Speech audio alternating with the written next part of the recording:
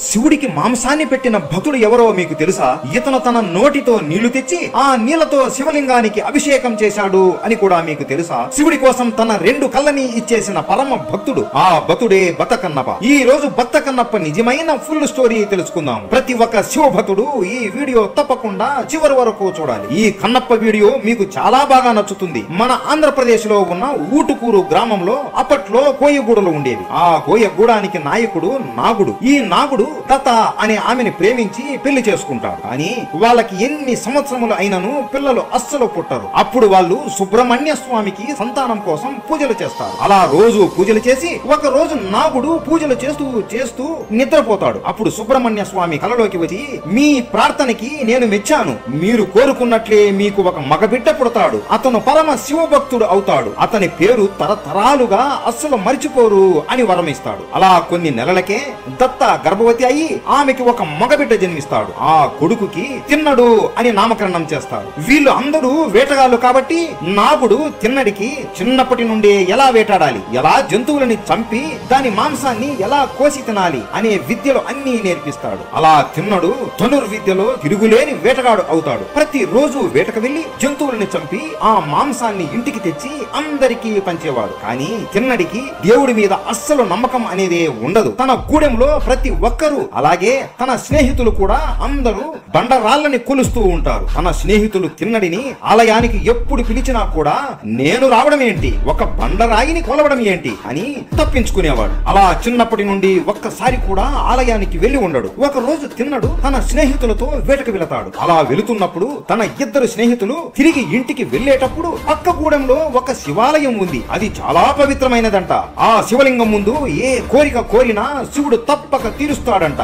ఒక్కసారైనా అక్కడికి వెళ్ళాలి అని అంటారు. అప్పుడు తిన్నడు నవ్వుతూ, ఎప్పుడు చూసినా మీరు బండరాళ్ళని కొలుస్తూ ఉంటారు, అస్సలు మీకు సిగ్గులేదా గుడ్డిగా ఒక రాయిని నమ్మడానికి అని హేళన చేస్తాడు. అయ్యో అలా మాట్లాడుకు తిన్నాను. శివుడు ఈ సృష్టికి మూల పురుషుడు. ఈ విశ్వాన్ని మరియు ఎంతో మంది దేవతలని సృష్టించాడు. ఆయనకి ఎంతో శక్తి ఉన్నా కూడా ఒక భక్తుడు ఆయనని ప్రేమగా తలస్తే ఒక పిల్లవాడిలాగా వాళ్ళ భక్తికి లొంగిపోయి వాళ్ళు ఏది అడిగినా ప్రసాదిస్తాడు. అందరి కష్టాలని తీర్చే ఆ దేవతలకే కష్టాలు వచ్చినా కూడా మొదటిగా వచ్చేది శివుడి దగ్గరికే తిన్నాను అంటారు. అంతెందుకు పక్క గూడెంలో ఉన్న శివలింగం ముందు 3 జీవులు చనిపోవడం వలన వాటికి మోక్షాన్ని కూడా ప్రసాదించాడు అని చెబుతారు. తిన్నడు ఆశ్చర్యపోయి, జంతువులకి మోక్షం వచ్చిందా, అది ఎలాగో దాని గురించి చెప్పండి అనగా తిన్నడి స్నేహితులు ఇలా చెబుతారు. ఇక్కడే ఈ అడవిలోనే స్వయంభుగా ఒక వాయులింగం వెలిసింది. అది ఎండకి ఎండుతూ వానకి తడుస్తూ మంచుకి కూడా తడుస్తూ ఉండేది. దాన్ని ఏ మనిషి పట్టించుకోలేదు. ఏదో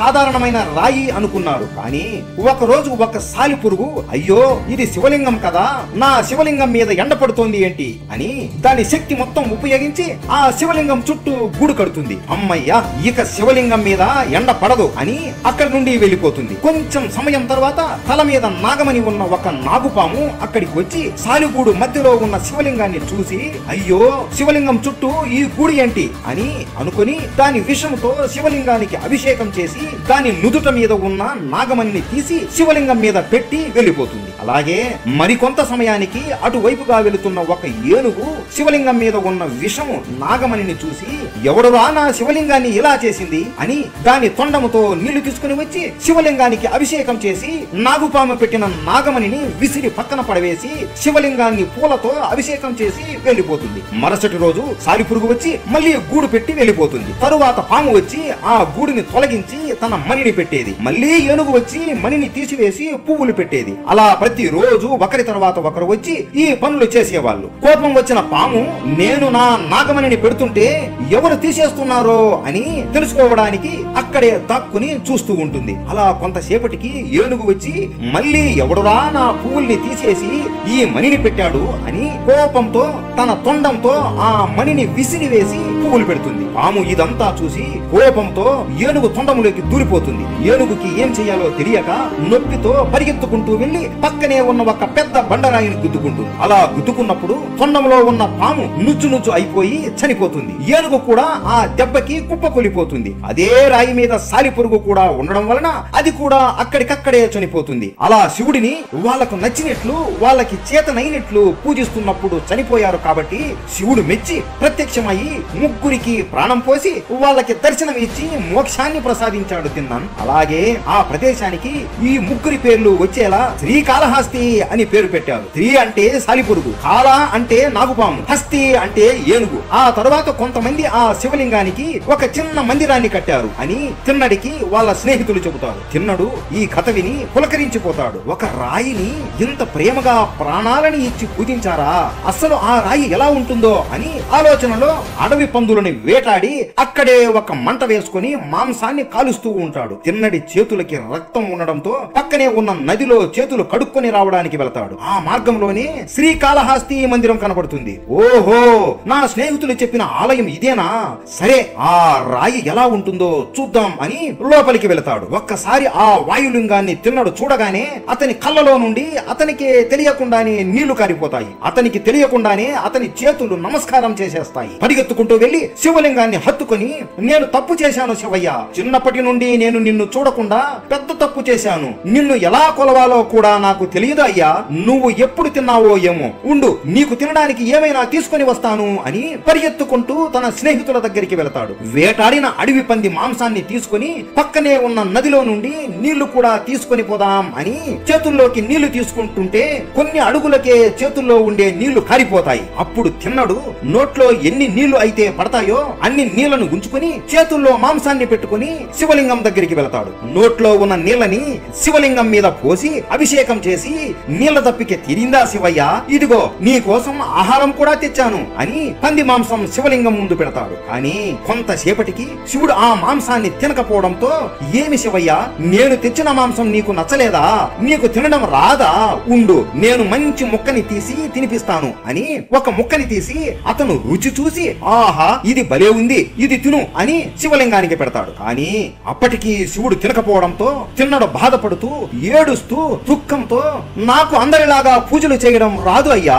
నాకు ఏమి వచ్చో అది చేశాను, నువ్వు కాని ఇప్పుడు తినకపోతే నేను కూడా ఇక ఆహారం తినను అని అంటాడు. అప్పుడు ఆ శివలింగం నుండి దివ్యమైన వెలుగు వచ్చి ఆ శివలింగానికి కళ్ళు మరియు ముఖం వచ్చి రెండు చేతులు కూడా వచ్చి ఆ మాంసం మొత్తం తినేస్తుంది. దాంతో తిన్నడు ఎంతో సంతోషిస్తాడు. శివయ్యకి నేను తెచ్చిన మాంసం బాగా నచ్చినట్లు ఉంది అని, ఇక నుండి నిన్ను నేను చూసుకుంటాను, ప్రతిరోజు అభిషేకం మరియు ఆహారం నేను పెడతాను అని మాట ఇస్తాడు. తిన్నడు అడవికి వెళ్లి తన స్నేహితులతో, ఇక నేను ఇంటికి రాను, వెళ్లి నా తండ్రికి చెప్పండి, ఇక నా జీవితం అంతా శివుడికి అర్పితం అని చెబుతాడు. వాళ్ళు గూడానికి వెళ్లి నాగుడికి చెప్పగా నాగుడు నవ్వుతూ సుబ్రహ్మణ్య స్వామి చెప్పినట్లే జరుగుతుంది అని అనుకుంటాడు. అలా ఆ రోజు నుండి తిన్నడు శివుడిని హత్తుకుని పడుకుంటూ ఉదయాన్నే లేచి వేటకు వెళ్లి ఆహారం తెచ్చి నోటితో నీరు తెచ్చి శివలింగం మీద పోసి అభిషేకం చేసేవాడు. ఇదే గుడికి ప్రతి 15 రోజులకు ఒకసారి శివగోచార అనే బ్రాహ్మణుడు వచ్చి శివుడికి పూజలు చేసి నైవేద్యం పెట్టేవాడు. ఆయన ఇంటి నుండి ఈ గుడి చాలా దూరం కావడంతో 15 రోజులకు ఒక్కసారి వచ్చేవాడు. ఒక రోజు తిన్నడు వేటకి అడవికి వెళ్లిన సమయంలో శివగోచార వస్తాడు. శివలింగం ముందు ఉన్న మాంసపు ఎముకలు మరియు అడవి పువ్వులను చూసి కోపంతో, ఎవడురా నా శివుడికి ఇలా చేసింది, గుడి లోపలికి ఎవడు మాంసాన్ని తీసుకుని వచ్చింది అని కోపంతో అటు ఇటు చూస్తూ ఊగిపోతాడు. అలా కోపంతో గుడి మొత్తం శుభ్రం చేసి శివలింగానికి అభిషేకం చేసి పువ్వులతో అలంకారం చేసి వెళ్లిపోతాడు. తరువాత సాయంత్రం తిన్నడు వేట నుండి మాంసాన్ని అలాగే తేనెను తీసుకుని ఆనందంతో తేనెతో అభిషేకం చేసి మాంసాన్ని ప్రసాదం లాగా పెడతాడు. శివయ్య తిను, ఈ రోజు వేట చాలా బాగా జరిగింది అని ఆనందంతో అంటాడు. మళ్ళీ శివలింగానికి ముఖం చేతులు వచ్చి మాంసం మొత్తం తినేసి తేనెని తాగుతుంది. ఇలా కొన్ని నెలలు జరుగుతుంది. తిన్నడు మాంసాన్ని పెడుతూనే ఉంటాడు. శివగోచార 15 రోజులకు ఒకసారి ఆలయం మొత్తం తుడుస్తూ శుభ్రంగా ఉంచుతాడు. ఇక శివగోచారికి ఓపిక నశిస్తుంది. ఈ రోజు ఎలాగైనా